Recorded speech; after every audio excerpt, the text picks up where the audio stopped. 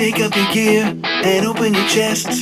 Throw on your armor and head out on a quest. Hey, hey, it's a brand new day. Feast of the Moon, the next event in Idle Champions of the Forgotten Realms, will start in 2 days and 5 hours. The reworked champion will be Havilar, the third and last member of the Brimstone Angels that will get a rework. So maybe it's high time we dive deep into Havilar's and the Brimstone Angels lore. Well, if Farideh, let's get Havilar in, let's get Farideh in, and let's get Mehen in.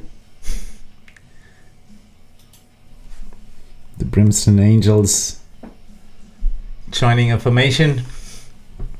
Well, if Farideh is the mind of the Brimstone Angels, then Havilar is the heart. She's fiery, restless, and far too honest for her own good. But hearts burn out faster than minds, and Havilar has been fighting that truth since the day she first drew breath. Born under unlucky stars in Neverwinter, Havilar and her twin sister Farideh were abandoned at birth. Tiefling infants remind us of infernal bargains long forgotten but never forgiven. They were found by Mehen, a grizzled Dragonborn veteran who was too tired to walk away. He raised them, forming one of Faerûn's strangest families. Mehen never asked to be a father, especially not to two Tiefling girls who could set their own tails on fire before they could even walk. But between his barked commands and Havilar's reckless laughter, a household took shape. Farideh was drawn to books and rules, while Havilar wanted to swing a glaive taller than she was. That one.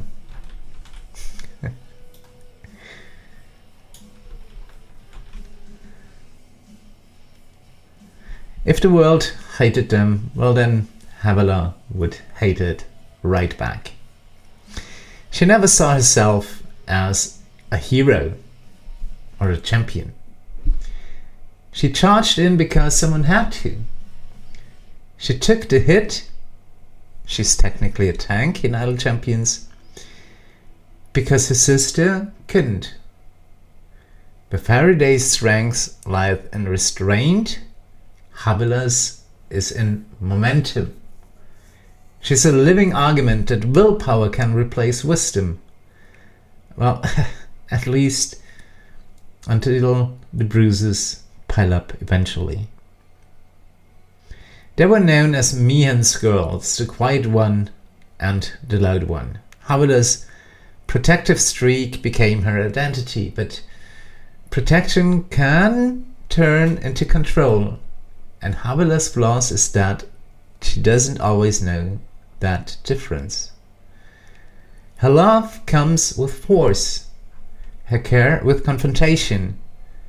She fights because she loves, and sometimes loves by fighting. Where the devil Lorcan appeared, a champion whose infernal charm entangled Farideh in contracts and destiny, Havilar's world fractured.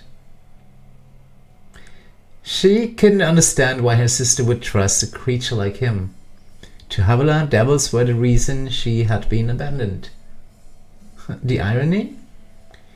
She carries the same infernal spark, no matter how loudly she denies it.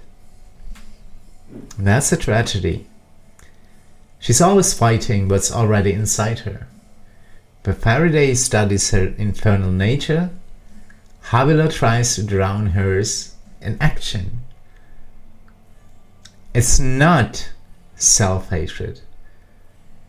It's that she never learned to stop fighting long enough to find out who she really is. Mehen loves her for that fight. He calls her reckless, impossible, and even my best mistake. He sees himself in her. The soldier who acts first and works later. But his discipline was forged by age and regret. Havilar hasn't lived long enough for those lessons to stick. Every time she rushes into danger, Mehen sees the echo of his younger self and the reason he aged so fast. Together, Mehen, Farideh, and Havilar form a rhythm. The commander, the strategist, and the storm. They work because each compensates for others' flaws. Without Farideh's planning, Havilar's impulsiveness would burn everything down. Without Havilar's courage, though, Farideh's caution would freeze them in place instead. And without Mehen's authority as a father, they tear each other apart. The Brimstone angels, oh no, they're unbalanced, but they're complete. What makes Havilar stand out isn't her strength, but her innocence. She's a soldier with a child's heart, joking mid-battle, teasing her sister, flirting with danger. Her optimism keeps her alive when logic says she couldn't be. But it blinds her to the traps around her. Her moral compass is intuitive. She doesn't weigh good or evil. She feels them. When someone's hurt, she helps. When she sees injustice, she strikes. It's simple, almost primitive. But in a world of devils and contracts, simplicity might be rebellion. Farideh bargains with demons, Havilar punches them.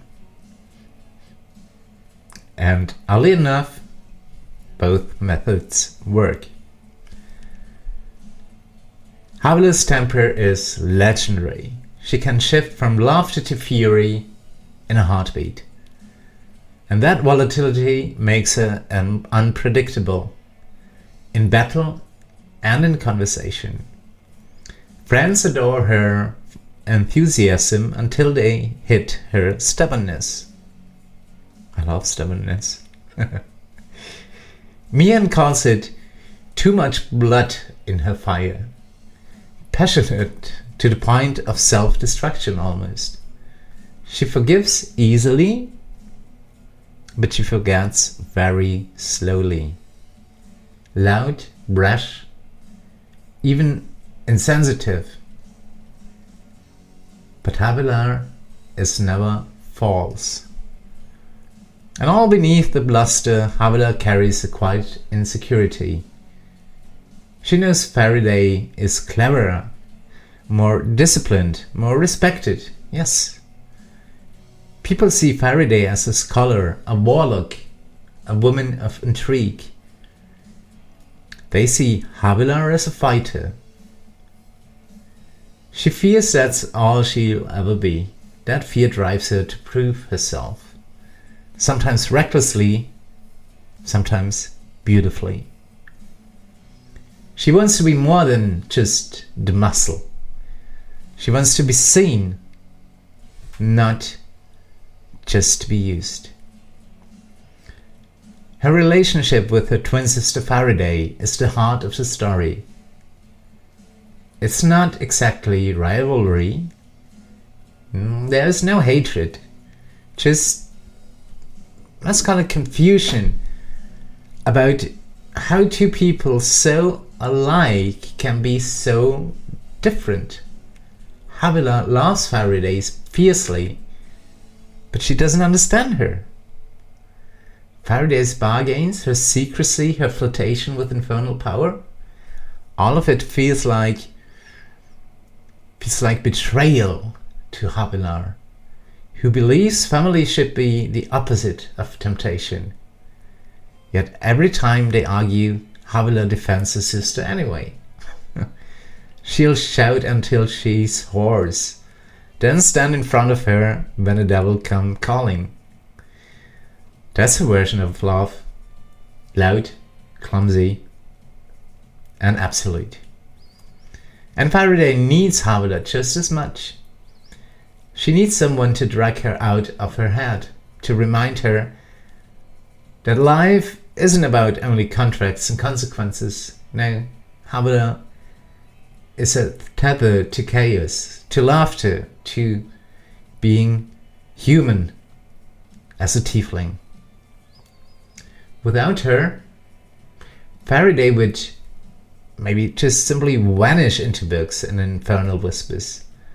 Without Farideh, Havilar would have no anchor. They're two halves of the same spell. One burns, one binds. As their adventures stretch, Havilar begins to grow. She learns strategy, not from books, but from loss. She learns patience, not from sermons, but from guilt. And most importantly, she learns that mercy is not weakness. It's just another kind of strength. Her glaive still swings first, sure. But now she thinks before the second strike. For a tiefling raised to survive, well, that's progress. Thematically, Havilar embodies the struggle between nature and nurture. Born of infernal lineage, raised by a paladin-hearted warrior, she's proved that identity does not equal destiny. Her mistakes are they're spectacular, but they're human, not infernal. That's the quiet victory of her story. She refuses to become what her bloodline, the tiefling, demands. In role-playing terms, pardon, I had to get a sip of coffee. In role-playing terms, Havilar's strengths are as clear as her flaws. Brave beyond reason, loyal beyond logic, and optimistic enough to make cynics uncomfortable. She's the first to step up, the last to give up, and the most likely to drag everyone else into trouble. But her impulsiveness, her pride, and the emotional volatility can turn allies into collateral damage. She's almost textbook chaotic good. Good-hearted, short-tempered, and occasionally, yes, catastrophic. Yet even in her worst moments, Havilar is disarmingly honest. She doesn't manipulate a scheme. She simply is. In a world of devils and contracts, that authenticity is its own defiance. Havilar does not need redemption because she's never truly fallen. She just keeps stumbling forward, learning the hard way, surviving by force of spirit alone. And that's why players and readers probably love her. She's not the perfect hero, She's the one who forgets the plan, hits the wrong target, and apologizes with a grin that makes you forgive her. And grin, just like me now. She's the chaos that keeps the Brimstone angels alive. And behind all the fire and noise, there's a tenderness she rarely shows. A longing to be loved without conditions. To prove that being a tiefling doesn't mean being damned. In the end, Havilar's journey isn't about slaying demons or saving realms. I know. It's about learning that the infernal heart beating in her chest is still capable of love. And for someone born of hellfire, well, that's the most heroic act imaginable.